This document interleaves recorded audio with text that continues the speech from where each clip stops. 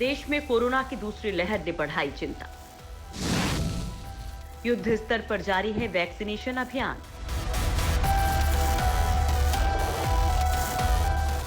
देश में कोरोना संक्रमण के मामले बढ़ रहे हैं, जिसे लेकर केंद्र सरकार राज्यों से लगातार एहतियात बरतने की अपील कर रही है। पिछले 24 घंटों में कोरोना के नए मामलों की संख्या में फिर बढ़ोतरी हुई है। केंद्रीय स्वास्थ्य मंत्रालय की ओर से जारी किए गए आंकड़ों के मुताबिक पिछले 24 घंटों में भारत में कोरोना संक्रमण के 25,320 नए मामले दर्ज किए गए हैं, जो कि इस साल सबसे ज्यादा हैं। इससे पहले शनिवार को कोरोना के 24,882 मामले सामने आए थे। इसी के साथ देश में संक्रमण के मामलों की संख्या बढ़कर 1,13,00,000 से ज्यादा हो गई है। पिछले 24 घंटों में देश में कोरोना से 161 लोगों की मौत हुई है, जिससे देश में संक्रमण से होने वाली मौतों की संख्या 1,58,000 से ज्यादा हो गई है। फिलहाल देश में एक्टिव मामलों की संख्या भी बढ़कर 2,10,000 हो गई है। इस बीच देश में एक दिन में 16,637 लोग कोरोना से ठीक हुए हैं।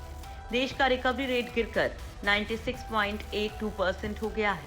महाराष्ट्र, केरल, पंजाब, तमिलनाडु, गुजरात और कर्नाटका में कोरोना संक्रमण के रोजाना के मामलों में लगातार बढ़ोतरी हुई है।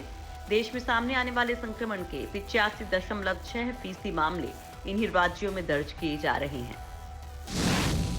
देश में टीकाकरण ने पकड़ी तेज रफ्तार। इसी के साथ ही देश में कोरोना से निपटने के लिए चल रहे दुनिया के सबसे बड़े टीकाकरण अभियान में भी तेजी आई है। भारत में अब तक 2,97,00,000 लोगों को कोरोना की वैक्सीन लगाई जा चुकी है।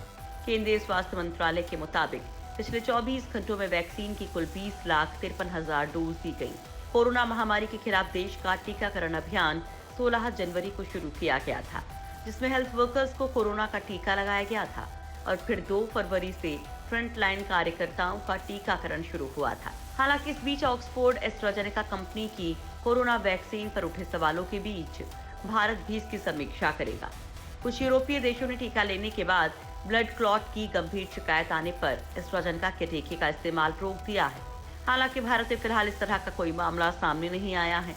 देश में जल्द कोविड के 6 से ज्यादा टीके आने वाले हैं।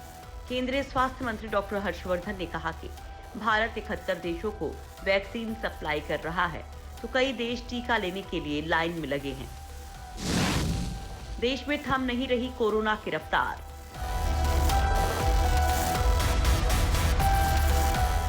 मध्य प्रदेश में भी कोरोना के बढ़ते मामलों को देखते हुए सोमवार से भोपाल और इंदौर में नाइट कर्फ्यू लगाया जा सकता है। मुख्यमंत्री शिवराज सिंह चौहान ने मीटिंग के दौरान ये बात कही है। वहीं महाराष्ट्र के औरंगाबाद में शनिवार और रविवार को लॉकडाउन लगाने का फैसला लिया गया है। बाकी दिनों में रात 11 बजे से सुबह 7 बजे तक नाइट कर्फ्यू रहेगा। जलगांव में 15 मार्च तक कर्फ्यू लगाया गया है। इसके अलावा नासिक में आंशिक लॉकडाउन और नागपुर में 15 से 21 मार्च तक लॉकडाउन लगाने का फैसला किया गया है। डीजीसीए ने कोरोना के बढ़ते मामलों को देखते हुए नया सर्कुलर जारी किया है।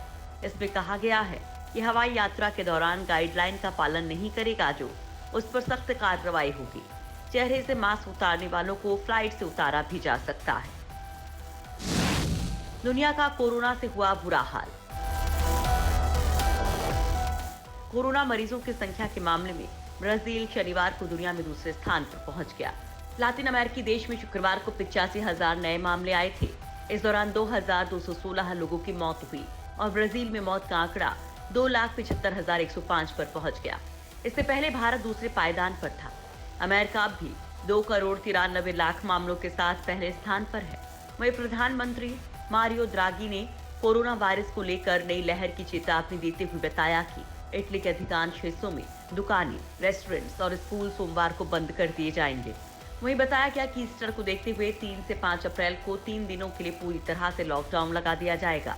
दुनिया में जहां कोरोना संक्रमितों का आंकड़ा 12 करोड़ हो चला है, तो दुनिया का सर्वाधिक कोरोना प्रभावित देश अमेरिका साल के अंत तक आवश्यकता से अधिक मात्रा में टीके की खरीद की योजना बना रहा है।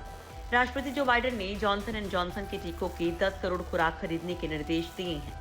जॉनसन एंड जॉनसन के नए टीके की खेप जून के बाद मिलने की उम्मीद है, जिनके जरिए और 10 करोड़ अतिरिक्त लोगों का टीकाकरण किया जा सकेगा। वहीं चीन ने इस साल के आखिर तक अपनी 70 से 80% आबादी को कोरोना वायरस के संक्रमण से बचाव के लिए टीका लगाने का लक्ष्य रखा है।